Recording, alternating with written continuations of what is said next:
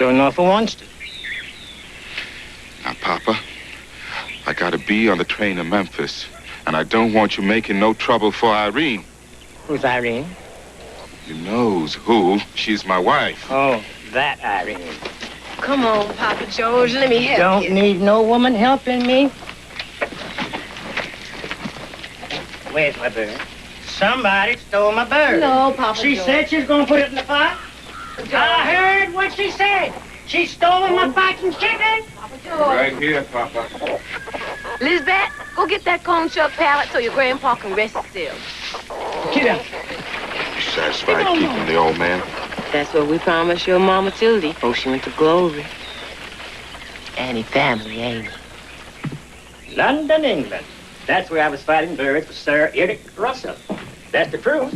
You hear me, Bisley? I'm 60, Grandpa. That's what I said. Now, round all them lords and earls, I got the habit of eating my eggs poached. London, England, everybody there eats the eggs poached. Papa, you ain't gonna make no fuss whilst I was away in Memphis. What you going for? Told you, politics. That Mr. Beeman Jones, the most important colored Republican, done sent for me to come all the way to Memphis. Prance around?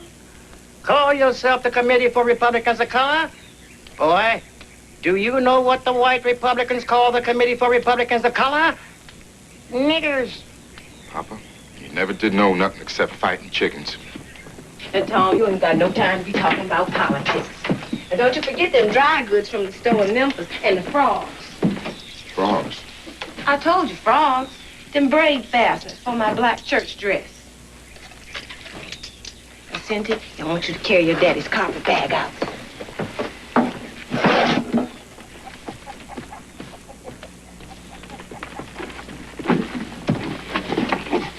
Hi, Papa.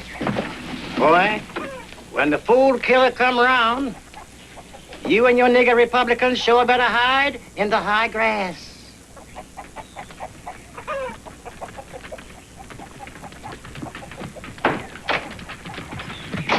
Is that the truth, Daddy? What? All them stories Grandpa George tell about his fighting chickens always won. Hundreds and hundreds and hundreds of times. Well, Cynthia, he known from London, England, Charleston, and places in between. But I expect that chicken story just like them fighting cocks. A lot of flapping and crowing, but when you plucks out all the feathers, ain't much meat to it.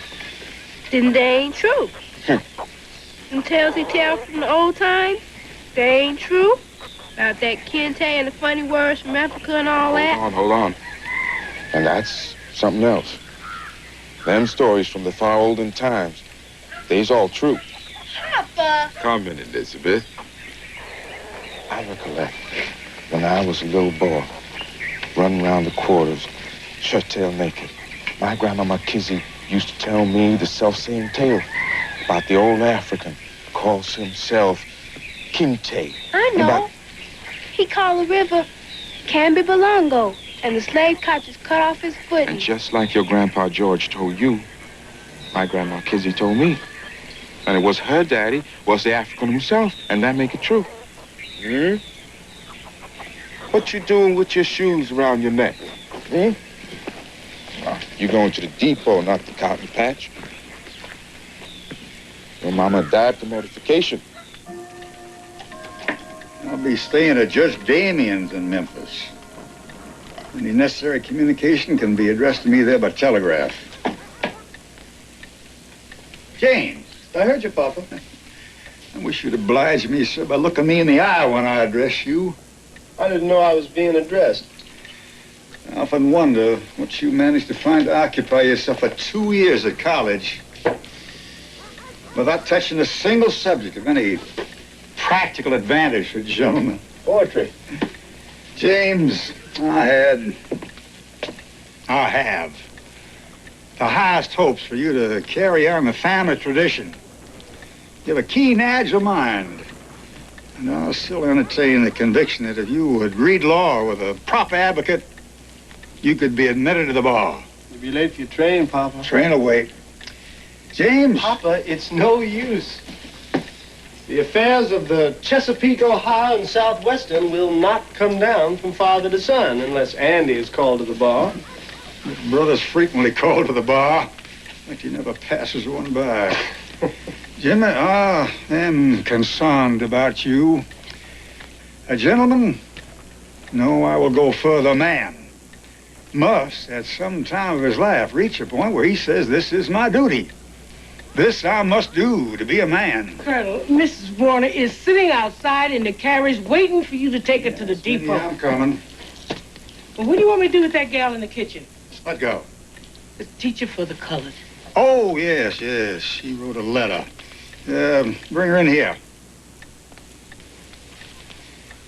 What's the matter, Minnie? You want me to bring that colored gal right in here? Just do what I tell you, Minnie. Well, I ain't never heard no outside niggas coming in the house before. Now, I believe, sir, we were discussing your occupation, or lack of it. A gentleman in these modern times can hardly occupy himself writing scribs of light verse for irreverent magazines. Come in. Minnie, tell Mrs. Warner I'll be right out. Mm-hmm. You're the school teacher? Yes, sir. Tom Harvey recommends you very highly, young woman. I'm very grateful to Mr. Harvey for his confidence. You wanted to borrow some books. Well, what was your name? Barden. Carrie Barden. Well, Miss Carrie, I'm a great believer in appropriate education for our colored children, and I wish you well in your endeavor. Thank you, Colonel. By all means, stay and peruse the shelves. My son will assist you. Although I'm not sure you'll find volumes simple enough for your usage. Miss Carrie? Safe trip, Papa. Thank you, James.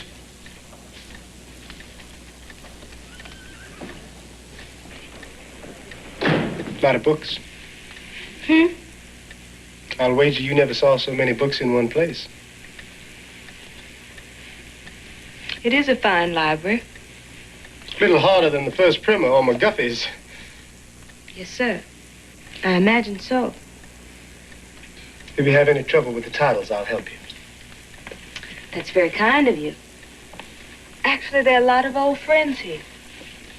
Shakespeare, Paradise Lost, Mr. Dickens, Mr. Whittier, and Mrs. Browning. Sonnets from the Portuguese. You don't need any help, do you? I take the offer kindly, sir. Do you think your father would allow me to borrow this? Why do you want that? Well, I have a student. I thought she might find Mrs. Browning most sympathetic. I'll be damned. I mean, that is an amazing notion. A colored girl reading Elizabeth Barrett Browning. It is. Almost as amazing as her colored teacher borrowing it for her. I'll come back when your father returns. Oh, no, wait, you don't have to go. Now, hold on. I'll just go now and... You've read Mrs. Browning? Yes. I wasn't supposed to. They didn't think her poems were suitable for females, but all of us at college read them. You mean you went to... Where? Fisk. I was in second graduating class. That's remarkable. That is remarkable. I mean, the point is, I don't suppose there are two people in Lauderdale County who have ever read Mrs. Browning's poems, and then you turn out to be one of them. I trust that you'll accept my formal apology if I've offended you in any way. Yes. Yes, sir, if you like. Please, continue selecting your volumes.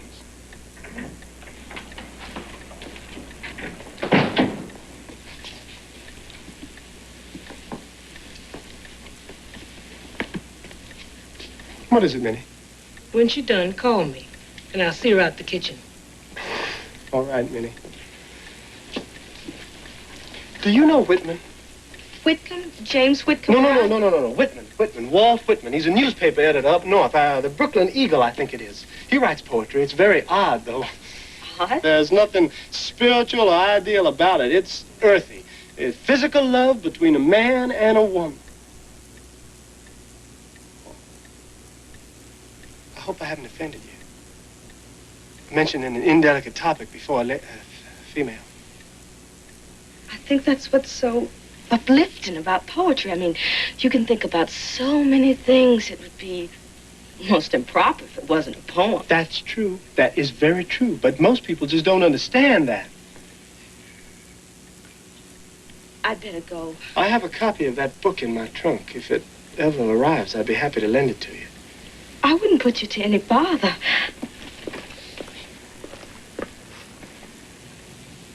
Thank you, Mr. Warner.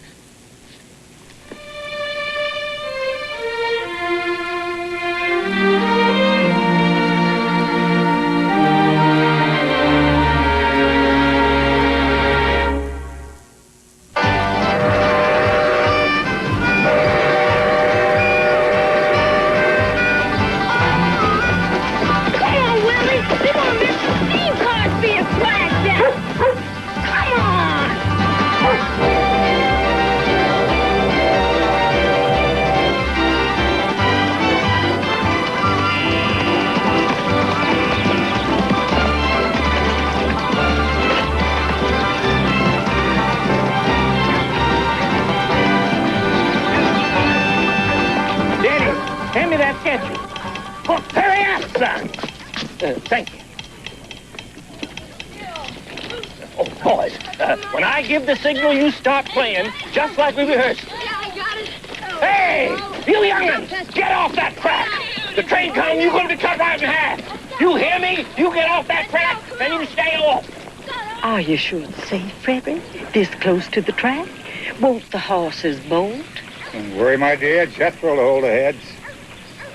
Now on, train will be stopping and heading every other day. We must accept progress. I'm not sure that a steam engine pouring out smoke is progress. You are a romantic, my dear. Yeah. Amy, you are just crazy. You're gonna break my neck. Morning, Papa. We just thought we'd wish you a pleasant and a profitable trip. Andrew. Well, my manners. Papa, may I introduce to you Miss Lucy Damson? I've heard of Miss Damson. Colonel, you knew me when I used to run around your place bare-bottom naked. My daddy was overseer for the war, Royce Damson. I did not recognize you clothed. I take it you're on liquor, sir, or you would be aware of your mother's present. Mom, may I introduce to you Miss Lucy? Andrew, I'm here to bid your father goodbye. Please don't force me to be unmannerly. Yeah. We can watch the trains come in when we get old. Mom, here.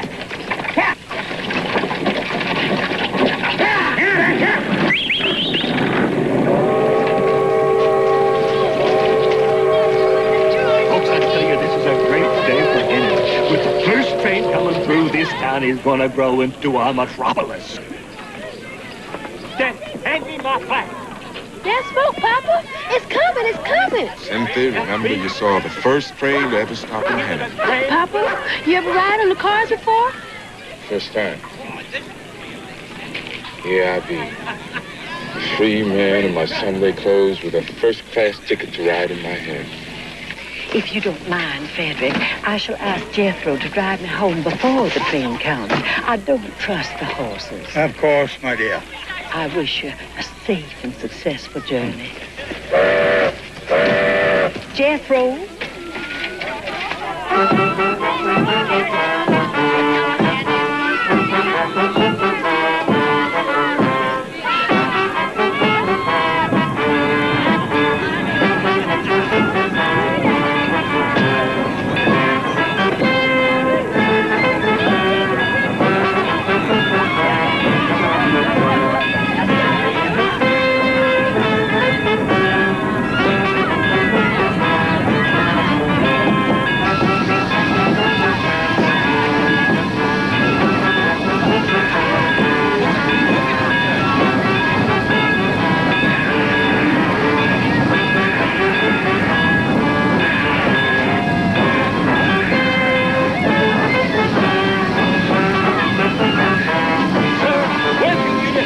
It's a glorious thing.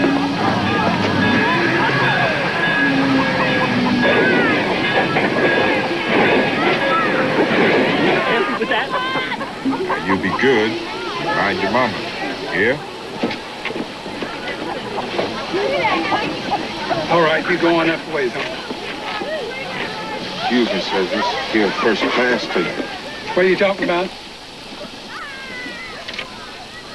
Well, I seen it. Now go ahead and get on that car there like I told you. That the baggage car with the second class board benches. This here first class ticket. Now look here, Uncle. If you want to ride these cars, you're going to do as I tell you. You hear? I don't want you to cause no trouble. You hear? They paid me for a first class ticket. I got the right to ride where this ticket's saying, the first class carriage. Let's get going. Hold your horses. I got me a dumb nigger making trouble. Now you listen here. If you want to ride this train, you go get on that Jim Crow car like I told you. Law said man got a right to what he paid for. The Jim Crow law says perhaps I can be of some small assistance. I don't need no assistance. Who are you? Well, for one thing, I'm General Counsel of West Tennessee Division, this railroad. Colonel Frederick Warner. Oh, I'm sorry, I didn't know. Colonel Warner, of course. What's going on? Well, I told him he had to ride on the baggage car, but... Paid me for a first class ticket. Colored people always ride the first class coach since the war. If they got a first class ticket, that's the law. No more it ain't. From now on, in the state of Tennessee, niggers do not ride in the first class coach, and that's the law. Now, conductor, the attorney for the railroad let me counsel you. Mr. Hapgood sold this ticket in good faith, this man. Clearly, it's a case of res ante legum. Until due notification of the statute, in situ. You mean I gotta let him ride? Well, what about the law? My dear fella, only a lower order of white riffraff needs such a law to allay their fears. Tom and I know who we are. We understand each other. Well, what the hell are you waiting on? Go ahead, get on.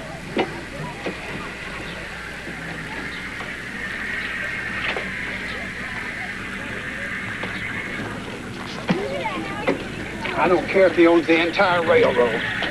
The law's the law in the state of Tennessee, and that's the last nigger going to ride first class on my train, you hear? Give me that, boy.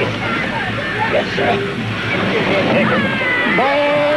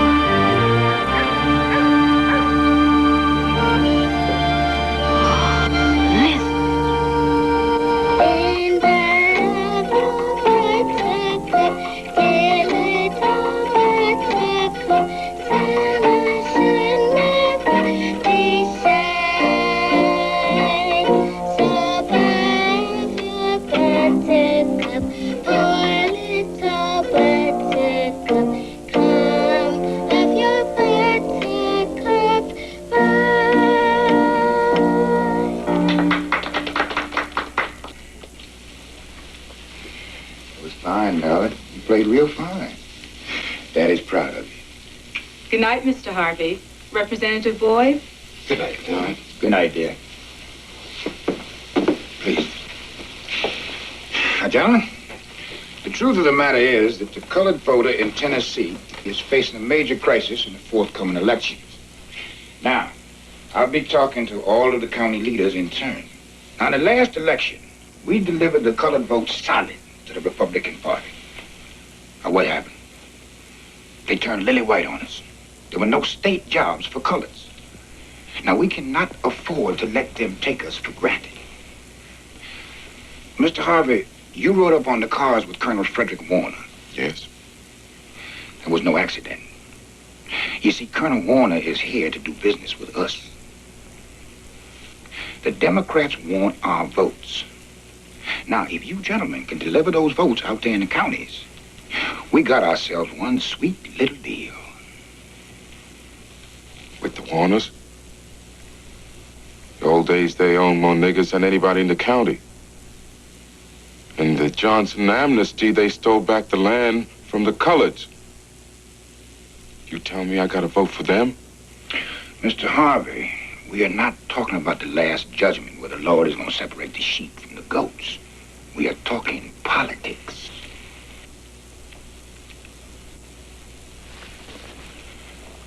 I ain't never vote nothing but Republican. I ain't gonna ask my people to vote for no nigger-owning rebel officer. They want us bad, Mr. Harvey. They're willing to make a deal. We give them our support, and they will protect the colored civil rights. They will protect the vote. As long as we got that, we still got hope. I be a blacksmith, that's all. Ain't had no schooling. Now you tell me I got to vote for them Redeemer Democrats. I got to believe it. But something tell me my old daddy had the truth of it. When the fool killer come, we all better be hiding in the high grass.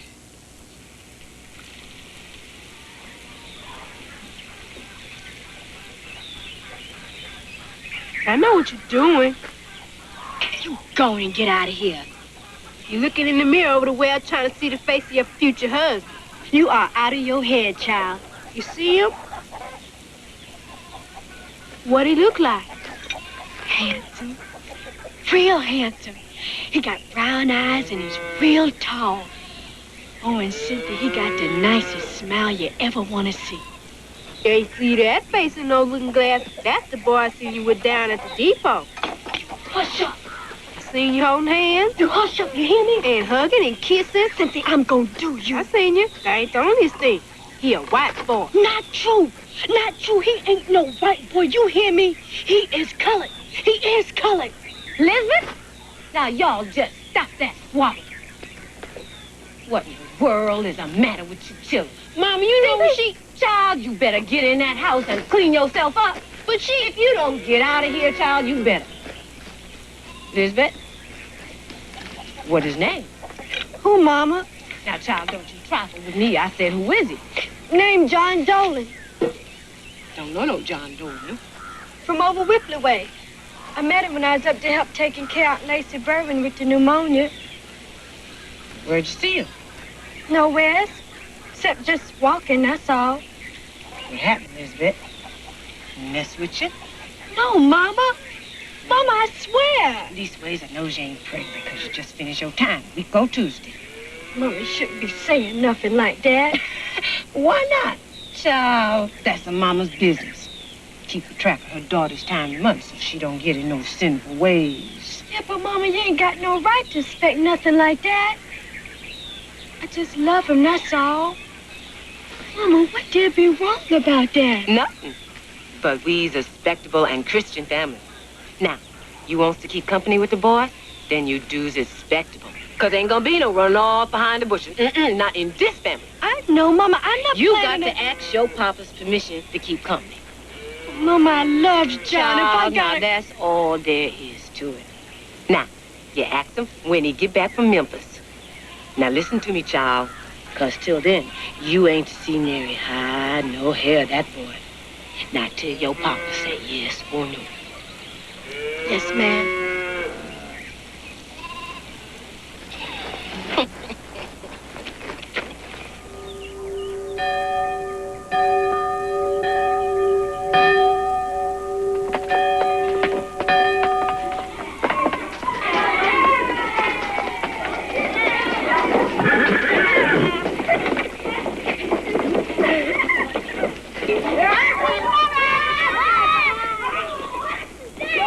Please, ma'am, I gotta go down to the depot, and I gotta fetch something for my mama. And I'm gonna be late if I don't hurry. All right. I'll see you Monday, Elizabeth. Yes, ma'am.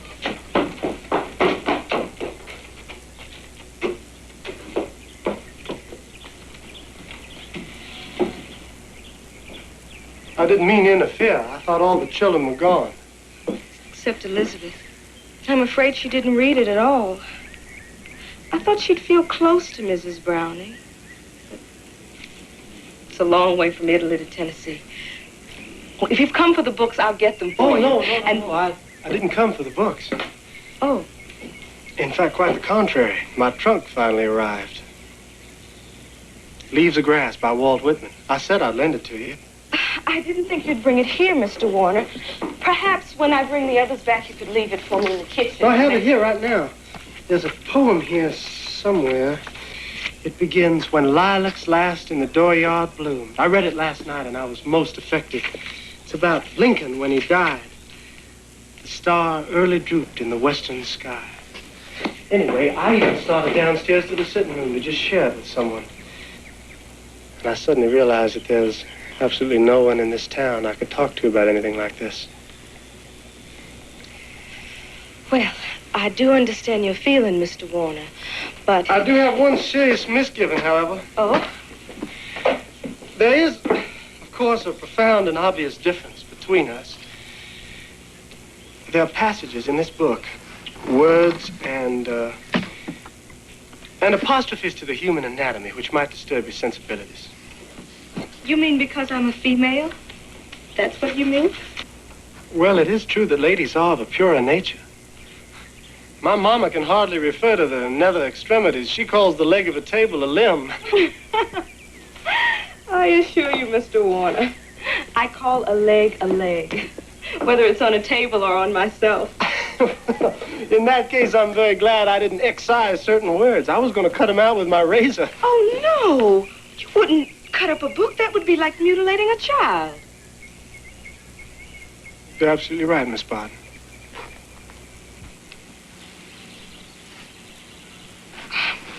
You will excuse me, Mr. Warner. I'm obliged to go across town to bring the lesson to a child who's been stricken with measles. So I must hurry. My surrey is right outside. Allow me to offer you a ride. I can walk. Oh, it's no trouble. In fact, there was something else I wanted to discuss with you. There are some newspaper stories from Georgia. A fellow named Harris has set down some old darky tales. They're enchanting. Mr. Warner, I do appreciate your kindness, but I cannot accept your offer. Well, why not? I would rather walk. Please, Miss Barton. And don't follow me down the road calling me Miss Barton. I was not thinking of custom. I simply wish to continue our exchange of views, but I do understand. Now, I can drive around by Hollis Road, and that way no one is likely to remark our passing. I simply wanted the time to tell you about Mr. Harris's stories.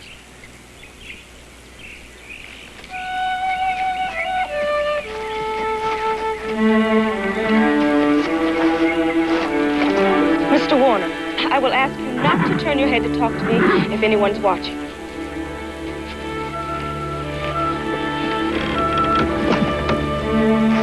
I appreciate your concern, Miss Barton. Mr. Harris, Joel Chandler Harris from Georgia, has written these newspaper stories regarding a delightful old gentleman named Uncle Remus.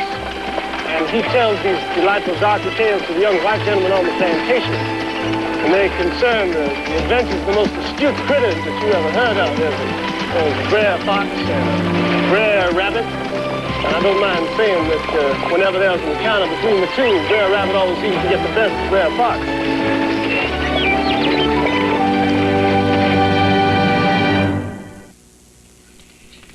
That little girl sat up on that piano with her velvet dress and her fancy hair ribbon, and she played that Buttercup song like... The good book says, thou shalt not covet. That's all you've been doing since you've been to Memphis. Coveting. Papa, you done missed the point entirely. Mr. Beeman Jones showed what the color can make of himself. My children could have a house like that with a cast iron parlor stove instead of an old brick fireplace. My grandchildren could play that piano. You're gonna lead all the niggers this end of the county to vote Democrat because your head done been turned by some fool Buttercup Papa, song on a piano. Tom! Now, I ain't gonna have my cooking spoiled one more time with you and your daddy spatting on about politics. Now, Papa George, you just keep on eating. Anyway, Lisbeth got something she wanna ask you. Now, go on, Lisbeth. Papa, I wants to take up.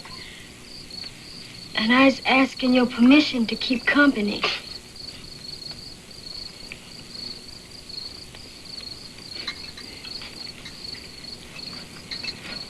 That's a fool thing. You're too young. Well, Popeye's 18. Mama's 15 when you was married. That's before the war. Different now. Too young. Popeye's a woman grown. Don't talk back on me.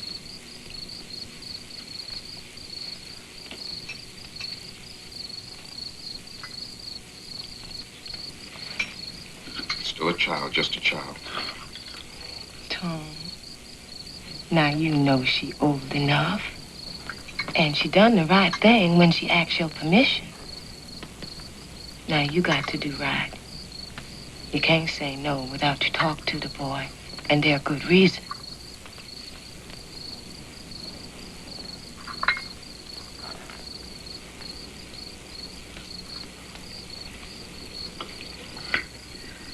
Talks to her next week. Go the week after if I'm not too busy. You waiting down the road right Just now. hold on. Cynthia, go on down to the turn of the road. Ask the young man. Come on in. Papa, you just good at mine, John. I know you are. Some things was better in slavery days. A man want a woman to jump over a broom and keep jumping. And Papa Joe, you going in the back room and go to bed. You tired.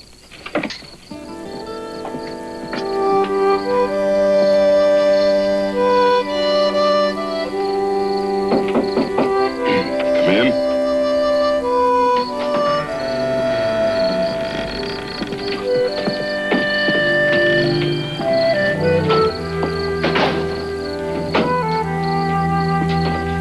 Papa, this here Mr. John Dolan. Good evening to you, Mr. Harvey. Come on in, Mr. Dolan. Thank you, ma'am. You excuse us, won't you? Lizette. Lizette.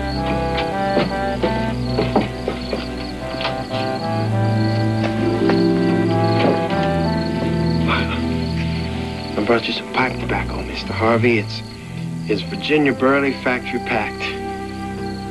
Thank you. Sit down.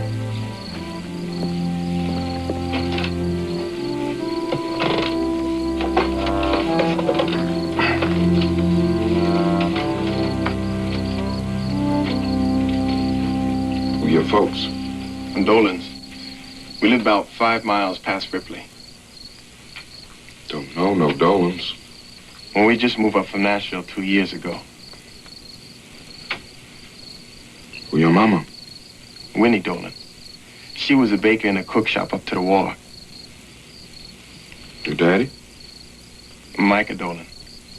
He a carpenter. Before emancipation, he hired his own time and run a chair-making shop. This here, Micah Dolan. He your natural father?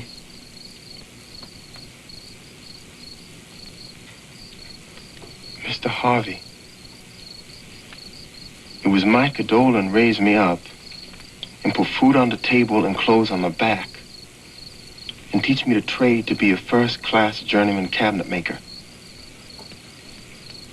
If that's what it takes to be a father, then that's who it was.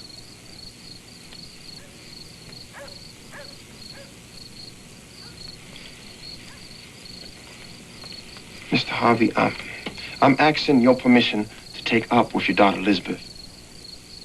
Now, I have a good trade. I can read and write easy. I'm a Christian and a member of the Colored Methodist Episcopal Church in Ripley. I don't drink whiskey. I think on it.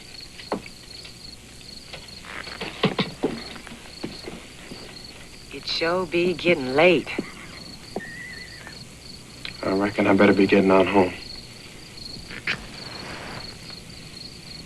I do thank you, ma'am, for your hospitality. Papa, can I walk Mr. Dolan to the gate?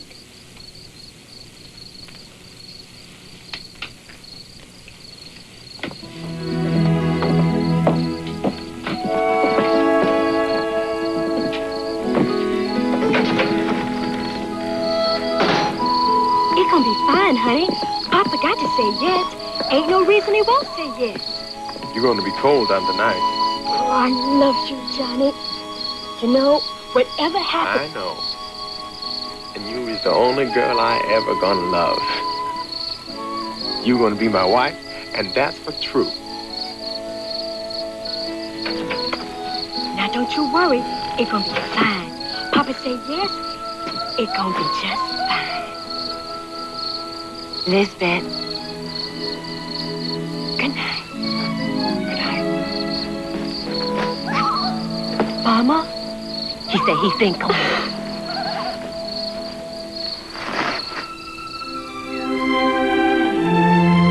It is a beauteous evening, calm and free.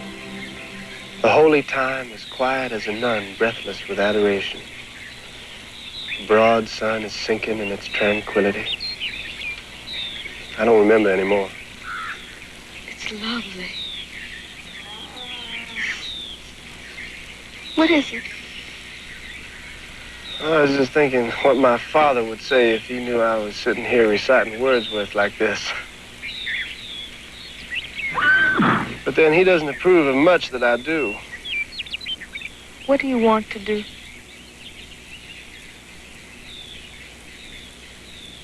I don't know. At college, I thought I wanted to be a poet or a writer, but no one seemed to think I was very good at it. What do you care? I mean, what anyone else thinks. There's an old Arabian proverb. If one man says you are an ass, pay no attention. If 5 men say you are an ass, go out and buy a saddle. No. If you want to be a poet, then go ahead and do it. Don't let anyone tell you you can't. I'm afraid you don't understand. Oh, yes, I do. My mother worked in a wash house all her life. And that's what I would have done. But I wanted to go to school and learn things and teach. And I did. You are quite remarkable. So are you. You have a sensitive soul and a fine, delicate perception of life. You should stand up to the world. Stand up to your father. Follow your feelings. I know you can do it.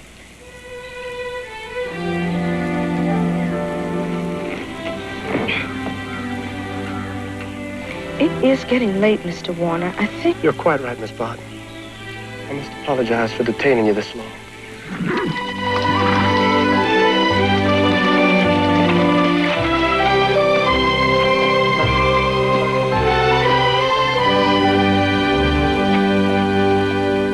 Now, here's an editorial reprinter from the South Carolina paper. The old slave owner Papa, feels no so... Had you ever considered allowing Mama to read the newspaper for herself? Oh, no, George. Your papa reads the suitable items for me. I do prefer it that way. The things in the vulgar journals of the day which would be distasteful to a lady of breeding. I see no reason why your mother should be exposed to them. Now, the old slave owner feels no social fear of Negro equality. Feels no desire to maltreat and browbeat and spit upon the colored man. Feels no opposition to the education and elevation of the black man in the scale of civilized life. Morning, everybody. You are late for breakfast, Andrew. Not late night. Whorehound. Mama? Whorehound and wintergreen leaves in the decoction of soda water. It sweetens the stomach and the breath. Thank you, Mama. What were you doing, Andy? Discussing the social implications of the recent election with the learned Miss Lucy? I thought so. Avoid no overindulgence and dissolute companions leads to longer life, Andrew. No, Papa, just makes it seem longer. Coffee, Minnie, for God's sake, coffee. We're talking about different ways to treat the colored. I suppose I cannot expect you to join in such a philosophical discussion. For breakfast? Well, I know Jimmy shares your opinion, dear. I think it's very sweet for you to offer that colored school teacher the benefit of your education and advice. Dora Fawcett said she never knew any gentleman to take such an active interest in the education of those dear little pickaninnies. Minnie, well, I want to go over that cold soup with you for Saturday night. Yes, ma'am. Hey, Jim, I bet you're offering that nigger school teacher the benefit of a lot more in your education. What do you talk about when you're doing it? Philosophy? Andrew, if you're bound to be ribald, I'd appreciate you lowering your voice. Your mother's in the next room. Papa, I assure you there's absolutely nothing to be concerned about. That's fine, James. I'm sure you will manage affairs like a gentleman.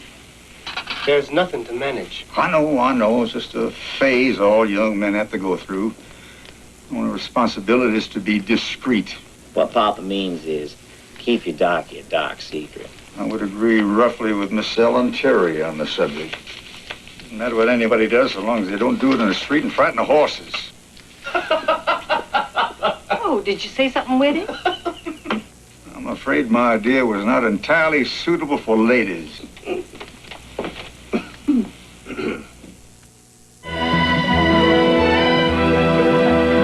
Heard the stories in your family from the time. Elizabeth, what you talking about? I can't go with you. Seriously contemplate. Oh, I am. The lady will have. Where's your decency? Well, I know that. Ain't your fault, child. Yeah. Dave, you got to tell me something. I said I'd think on it. 9 o'clock. Going to bed. Papa, you're going to tell me now. You got to give your answer. Taking up with a man. Walking with him from church and all that. Means marrying. I know, Papa. John That's said... why I ain't gonna give my permission. You ain't gonna be marrying with that man. Why, Papa? Why? Papa John a good man. He said he got him a good trade. Papa, he's saving to have his own cabinet repair shop, just the way you got your blacksmithing. Oh, Papa, you just can't say no. Papa, you gotta say why. I said my word and that's it. You know. You have got to give me a reason, Papa. You got a reason, Tom. Then you tell it to your daughter.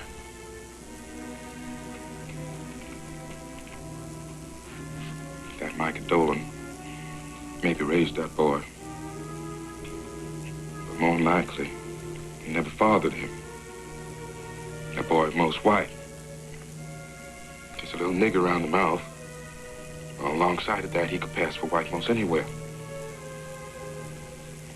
I ain't gonna have my daughter married to nobody looks so white. Too white for black, too nigger for white.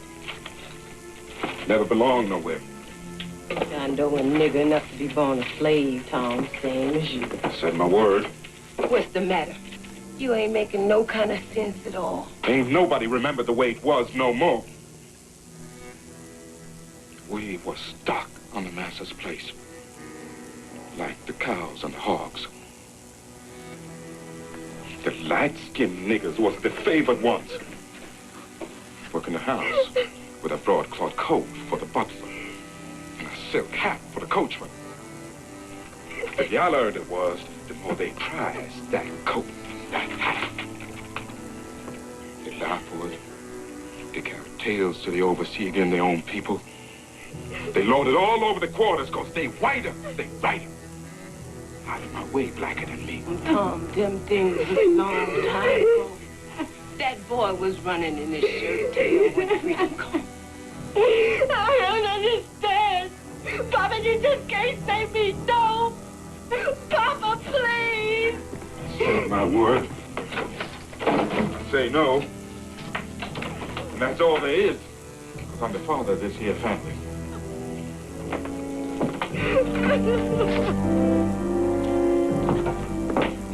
Now, I done hung the switch over the door. And ain't nobody gainsay me before my own family.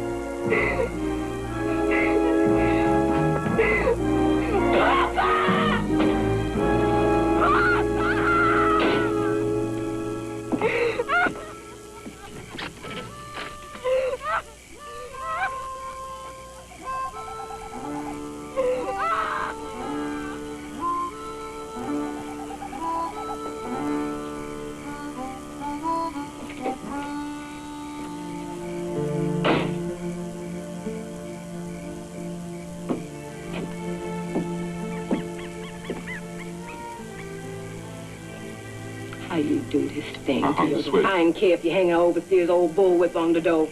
I gotta speak for my children. I know it don't sound, but I can't do no different.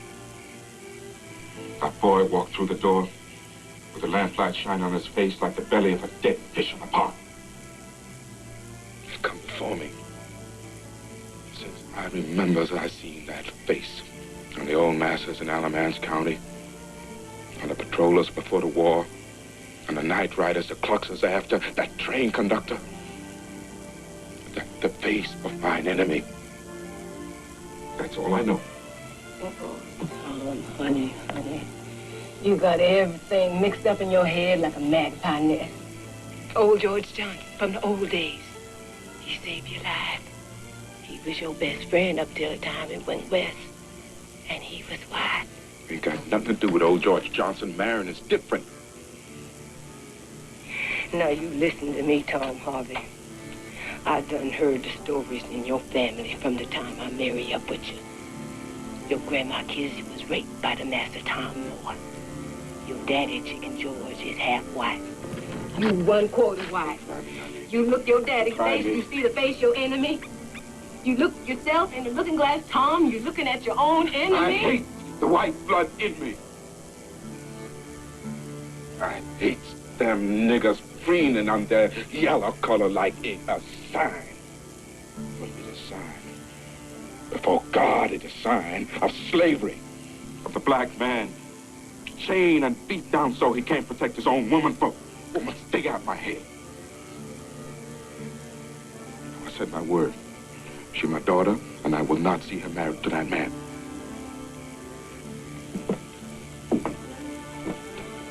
They tied you to a tree, and they lash you till you most die. But I tell you, Tom Harvey, all the scarring from slavery days ain't on your back. It on your soul.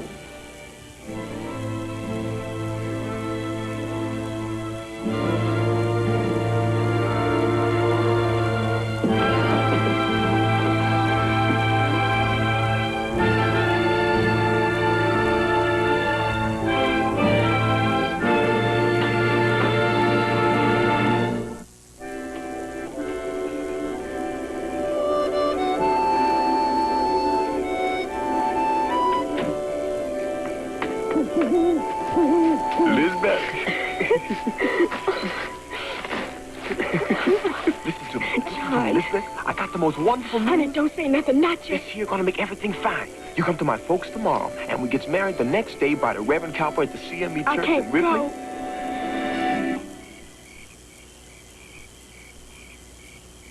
What you talking about?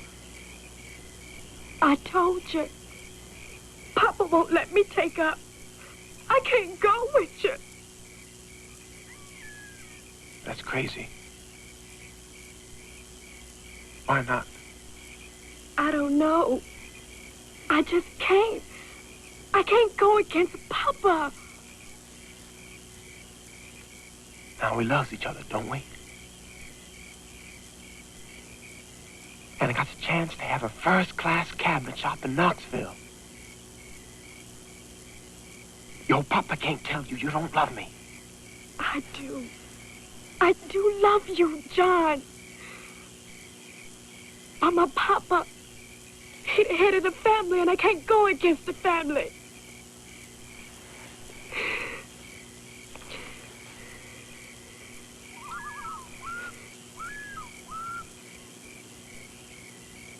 I love you, Lisbeth.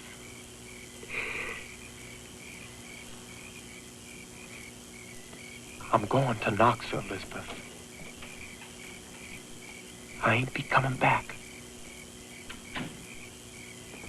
So you come with me now.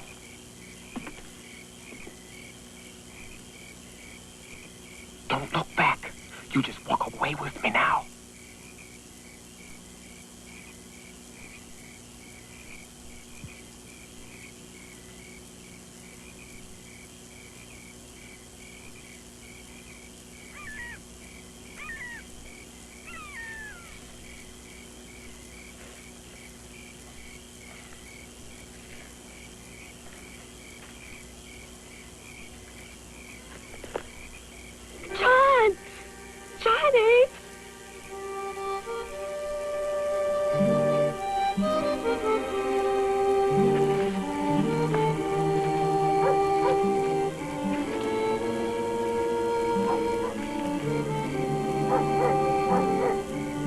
What's your mama's word to give you this time? You come inside now, child. You'll understand by and by. He gone. He just be gone in the night. I done it for you, Elizabeth. You ruined my life, Papa. Done it. 'Cause you're my little girl.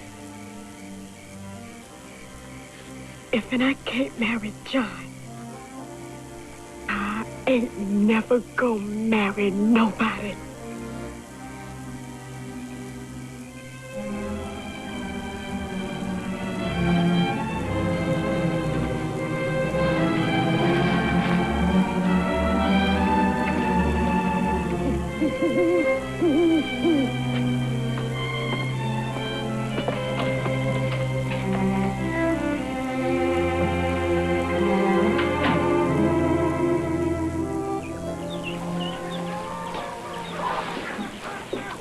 Liz, you all right this morning? Heard you crying most of the night.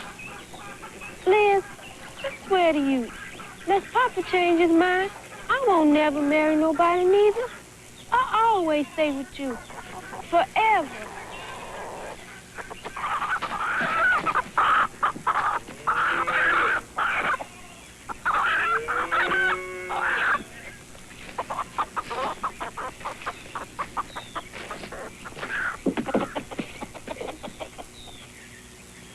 What you fretting for, child? Grandpa George, I'm going to die. I'm just going to die. Of course you are, child. In the Lord's good time, everybody's gonna die. Except me. Oh, you Elizabeth. Elizabeth? I know. I heard. How could Papa do that? How could he be so mean and... Grandpa George, couldn't you talk to him? See, child, some things about being a papa, I rightly don't know. All these years, when the children was young, and a papa be needed, I wasn't there. But your papa, Tom, he was there at the beginning. But he being cruel.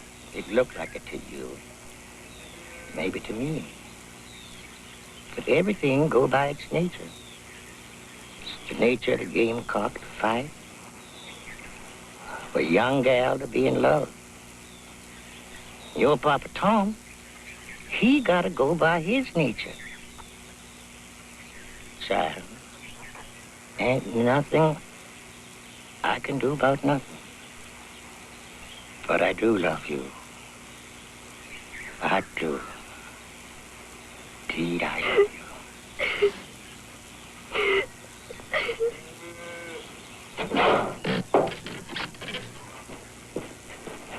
I ain't say no more. Except sauce for the goose ain't sauce for the gander. What do that mean? Nothing. Woman, what you talking about gooses and ganders for? God forbid Elizabeth to take up a poor account of he looks white. But you don't say nothing about carrying on between a colored woman and an actual full God white man. What you talking about? What colored woman? And what that got to do with me? Nothing. Excepting you bring her to town, you go around talking about how high-toned and educated she is and all. You're talking about Miss Carey. Miss Carey Barton? You're out your head. Miss Carey, bona fide graduate of this college. Mm-hmm, that may be. But she's still squat behind two shoes.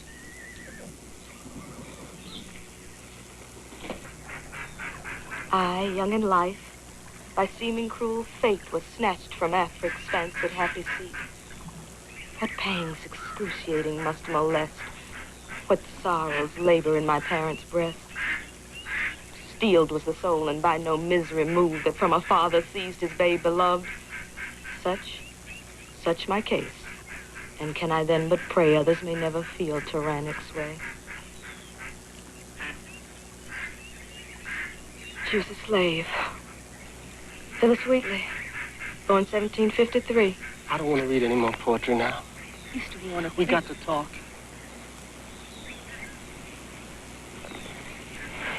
I just can't take any more of it. I mean, my God, the way my own brother thinks, the way he talks, the grins and the jokes. Go on with No. I don't care. I just got to come out with it. Miss Barton, Carrie, I care for you. Oh, why can't I just say it right out? I love you.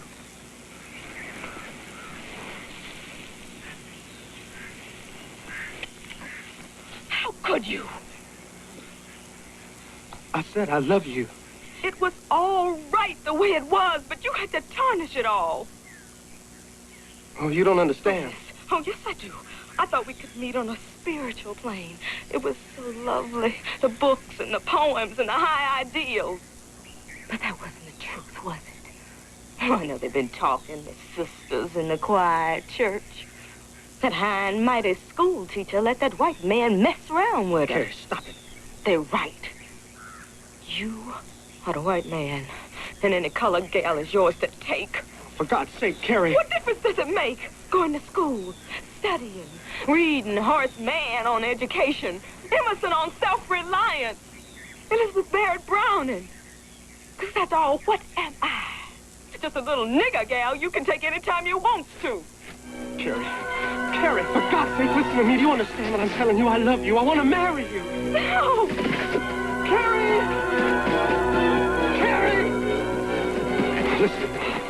Listen, you're crazy. Color has nothing to do with us. You understand me? I said I love you, and you're going to marry me. You understand me, Miss Carrie Barton? I love you, and I'm going to marry you, and I don't give a damn what the whole world thinks.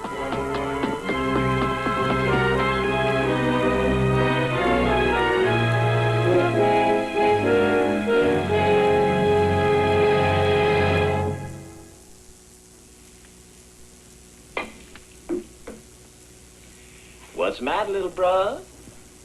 You got your daughter down for sure.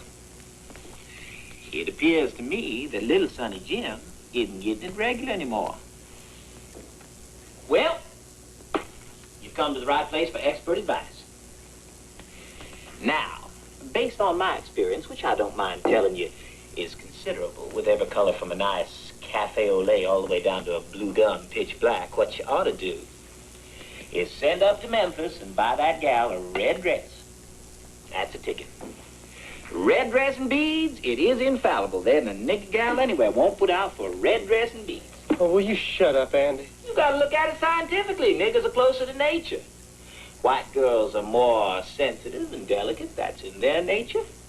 Niggers are lower on the scale of evolution. They're closer to the monkeys. They're more elemental, which is to say, they just plain like to get it any way they can. They can't help it. That's just the way they are. It's different with this lady. What lady? Oh, yeah, the nigger school teacher. I bet it is different with her. It is. I've asked her to marry me. That won't work as good as a red dress and beads. I'm serious, Andy. Yeah, sure you are. I've already asked her, and I mean to marry her. You're crazy. You don't mean that. I do. You can't. My God, you'll kill Mama. Paul throw you right out of the house. You won't have a cent. I'm afraid that wouldn't bother me as much as it would you, Andy. You're seriously contemplating marrying a... I can't even say it, marrying a nigger? Now, look here, Jim. No white man can sink that low. You're gonna wake up every morning with greasy nigger hair in your face. What the hell are you talking about, Andy? You've slept with enough of them. But I am not damn dumb enough to marry one of them. Well, I am, if the lady will have me. If she'll have you, I'll tell you what, I'll show you. I'll send to Memphis myself for that red dress, and I'll bet you a double eagle that nigger school teacher will lie down for me like the two-bit horse she is.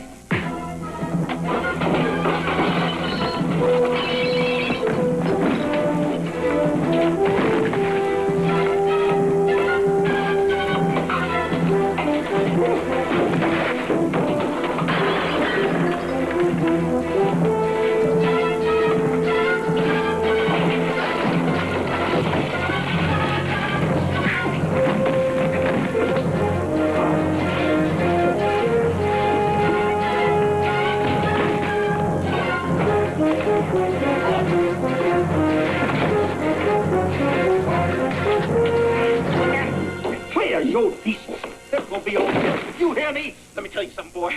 Before I let you make a damn fool out of me, man, your nigga whore, I'll kill you. Sir, you will oblige me by going to your room and cleaning yourself before your mother chance to see you in this distressing condition.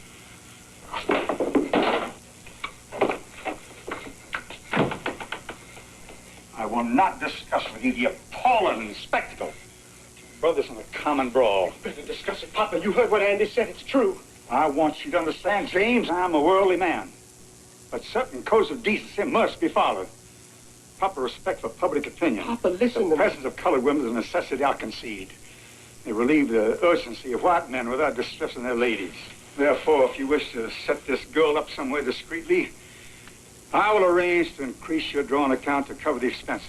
Papa, you're not hearing me. I'm going to marry Miss Bowden. I made you a handsome offer. I expect you to see. My God, Papa, you are a hypocrite and a whited sepulchre. I will not discuss unthinkable. I could keep her somewhere down in Nigger Town as a concubine. I would have your parental blessing for discreet fornication. Nobody'd give a damn, would they? Well, Papa, you brought me to church, and you taught me the commandments, and I aim to marry her in the name of Jesus Christ and in the sight of God Almighty. What happened, Andrew? Nothing, my dear, an accident. I'm afraid, my dear, this matter is not suited to ladies' sensibilities. I must ask you... Don't be a fool, Frederick. Do you think I'm deaf and blind? The three of you roaring nigger whore through the house? I'm not stupid, Frederick. I've known about men and their negresses since I was a little girl. My father, my brothers. I know that Andrew does not confine himself to that white slut he parades around town. And of course you, Frederick, when you were younger, were not so fastidious. It's not the same, Mama. I mean to marry this lady. Oh, no. White men marry white women and hold them in such high esteem they set them under glass jars on the parlor table to collect dust.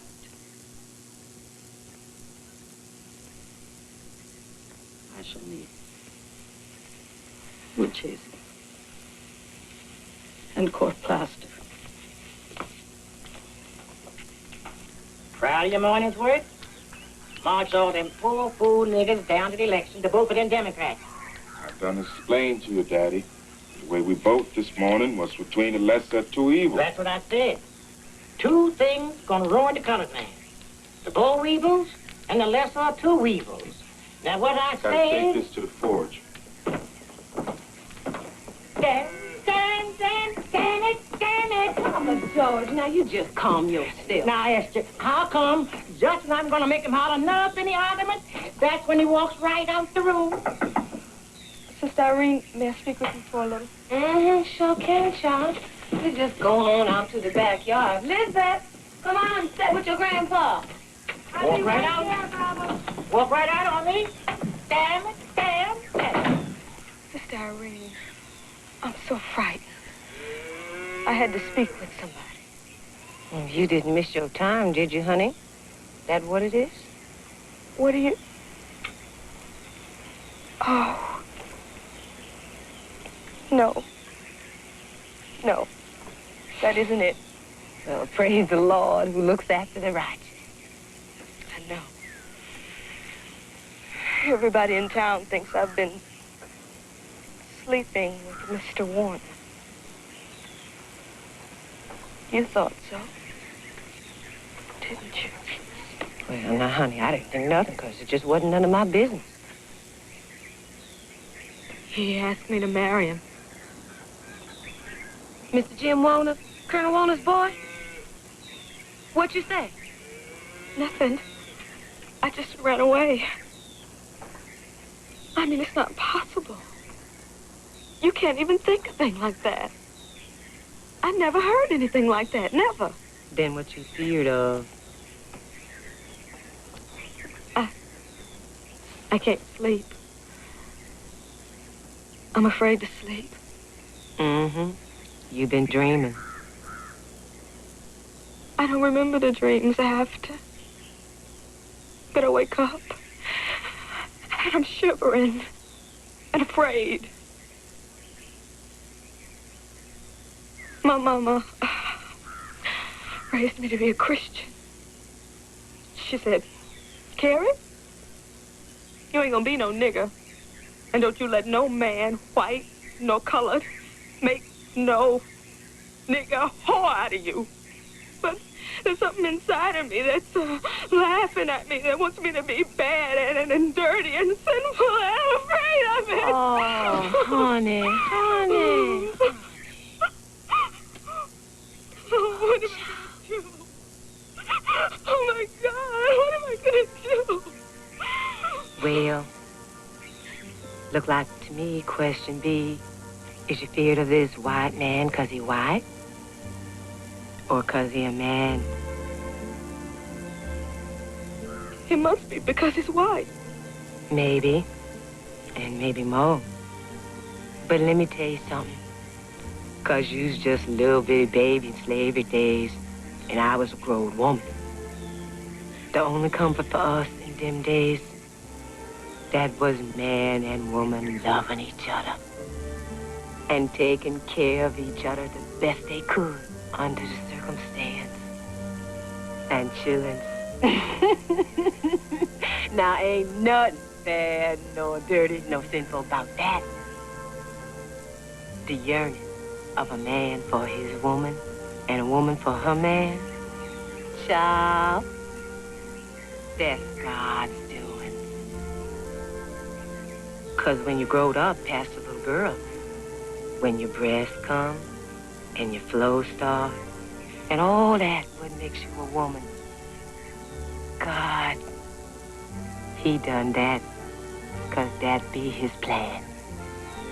Not just to multiply and replenish like it say, but for the joy of it, child. For the joy of it.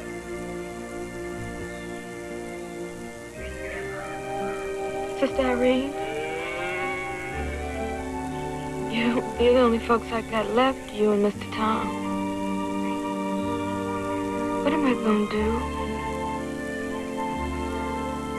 First you close your eyes and you look in your heart and you ask yourself, do I love this man? And do he love me?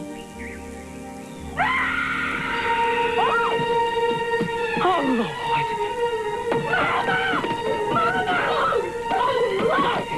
He just fell off in the back! Oh, no! Oh, Papa George! Papa George! Papa George! Oh, Papa!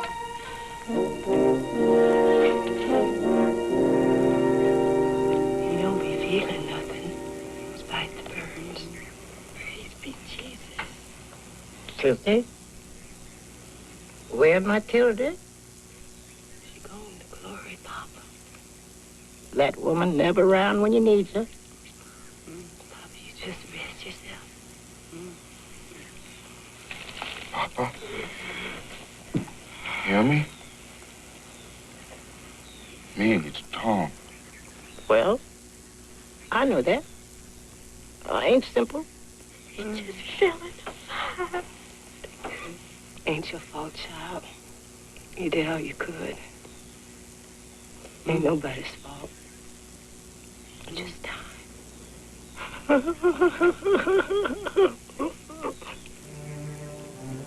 Papa, what you laughing at? What the joke?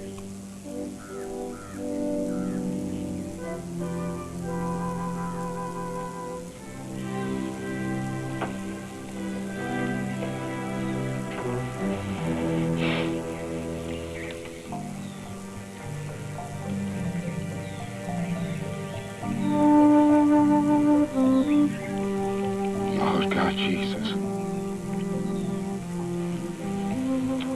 Just hear George Moore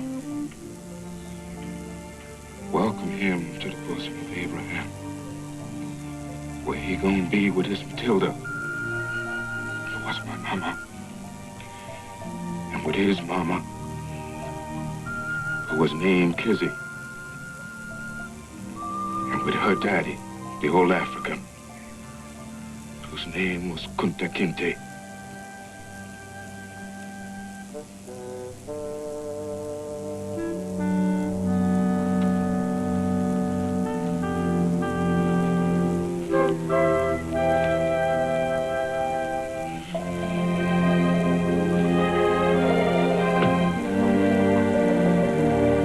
He was the head of this family.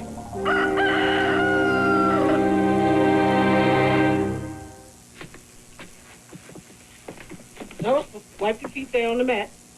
Ain't gonna have no mud tracked in on my carpet. This way.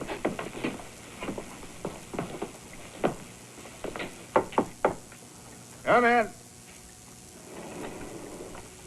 Blacksmith here. Come in, Tom. Come in. Sit down.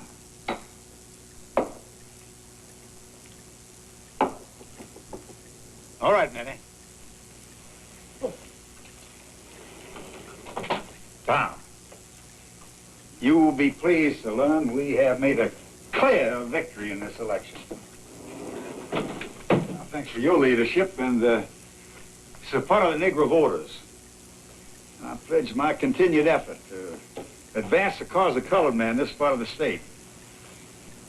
However, it does appear that you and I, Tom, have a problem on our hands. I admit I was dubious when you brought this teacher in. I do not entirely approve of radical Negro schools such as Fisk, but I acquiesce, indeed I encouraged her lending her books. You raising some grievance against Miss Carrie Barden, Colonel? She's obviously not a fit person for the job. We figured she'd doing all right. Tom, I'll put it to you, because you're the one who brought her here. How can we best remove this woman from the school and the town and the county as well?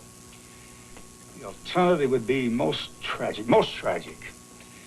For the well-being of our good Negroes, I would recommend the county board they padlock the door and close the school down. Is that what you has to say to me, Colonel? Tom, you and I understand each other. We have worked side by side in our election victory. Let us meet this difficulty in equal harmony.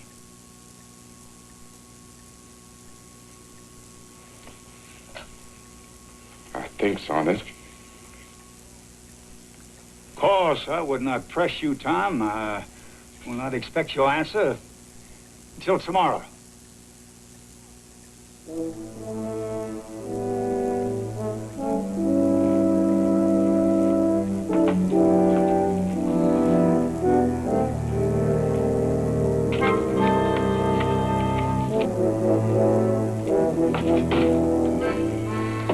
Can't just close down our school. You can and will. Say Miss Carrie ain't a fit teacher. That's a lie, and we can prove it. Ain't got nothing to do with it at all. You knows it. Fool. What do you have to go around saying he gonna marry her for? Oh, that would stick in your craw. Marry her.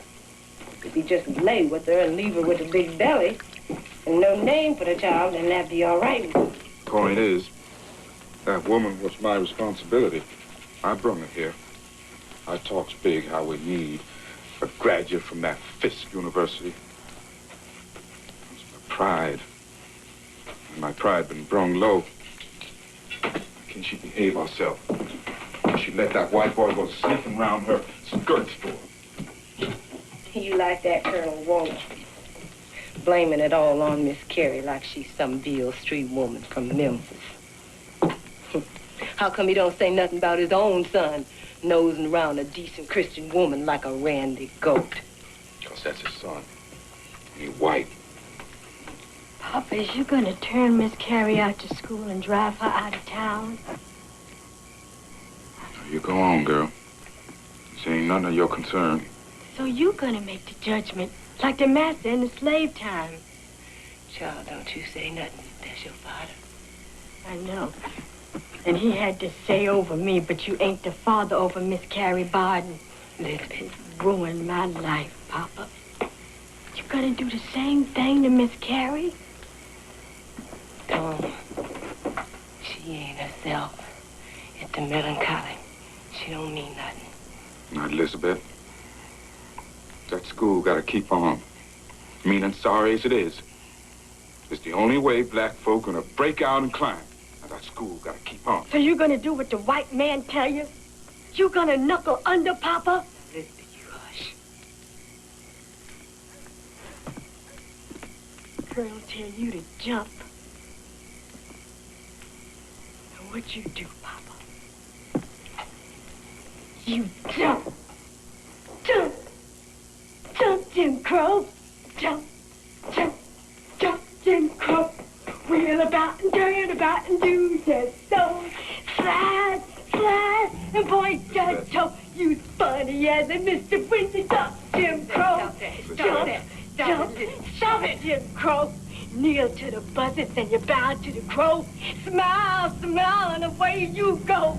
Every time you wheel about to jump, Jim Crow. Don't touch this child. Knows you's a mighty man, Papa. I heard your old stories from Grandpa Jones about the African. You forgot about him, Papa? Kunta Kinte. That what his name? He died a slave, Papa, and you be free. What you done with that freedom, Papa? You gonna jump, Papa. You gonna jump, Jim Crow.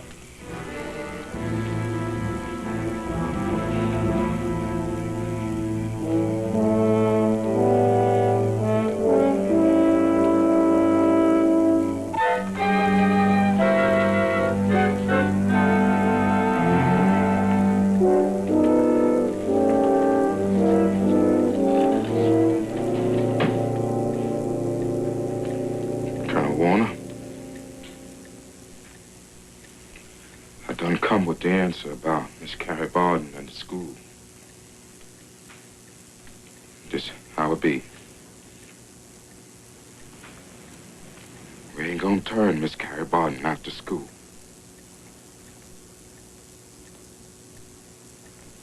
Put the padlock on the door. Take away the county money. We set the school up in my house, or the blacksmith forge, or the field. That school belonged to us. And we're gonna have the teacher we want. The school gonna go on.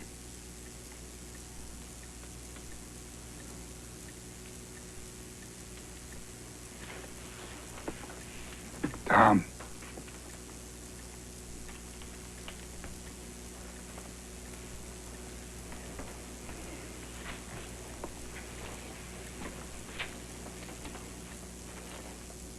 From my son. Under this morning on my shaving stand. Went to Memphis last night with that negress. At this time, they had been married.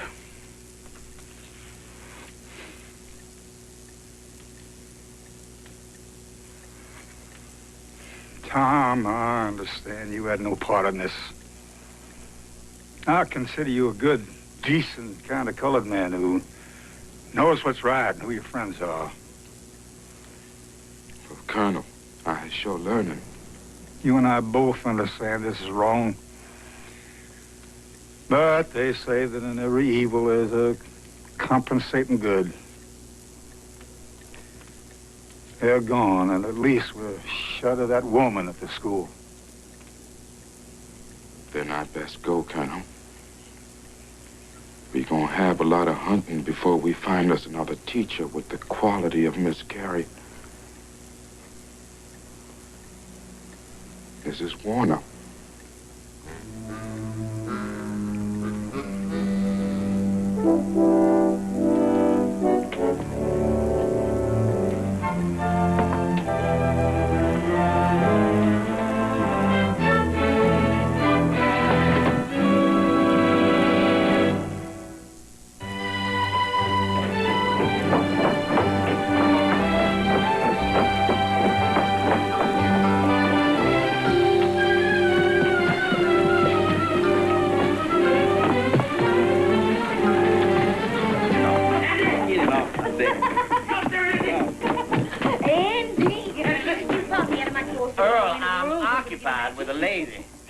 Squeeze them dams plum anytime. This is something. You want a drink, Earl? Stamps and plums. Steve Golani just rode into town. Your brother's coming back. He said he's seen him on the Ripley Road in his buggy with his nigger woman sitting right beside him. Well, as the fella said, am I my brother's keeper? He got his nerve. Gonna drive that slut right up Main Street in front of decent white women. You remember what we were talking about last night, don't you? About what was all gonna do if he brung her back here, because the boys is ready. They're getting a bit edgy. Because he is your brother. They just want to know what you're gonna do. I'm gonna finish this bottle. And I'm gonna make me some dams and plum jam. About your brother.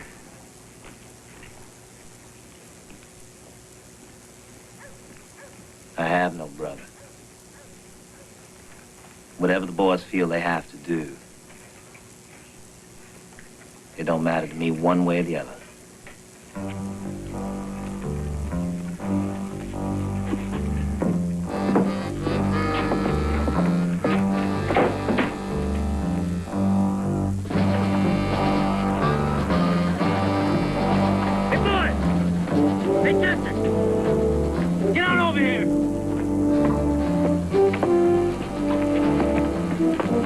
Jim Warner's coming back with his nigger bride.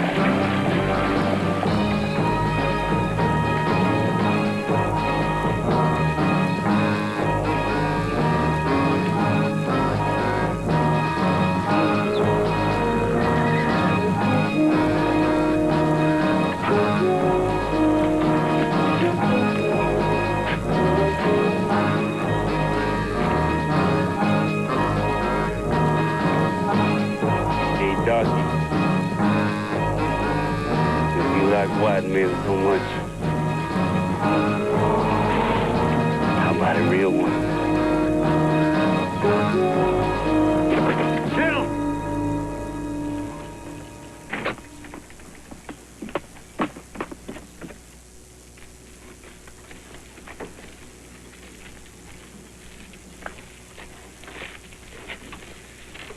Luther? Jim, sir. Colonel asks you up to the house. He say I stay here and take care of your buggy for you.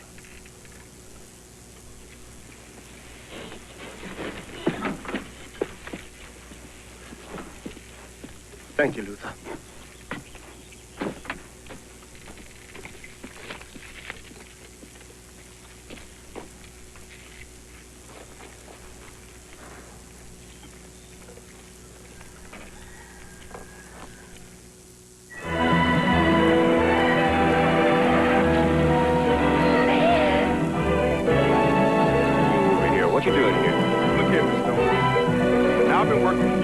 5 years now, me and you're gonna be one sorry black boy you hear. Back on Democrats in the election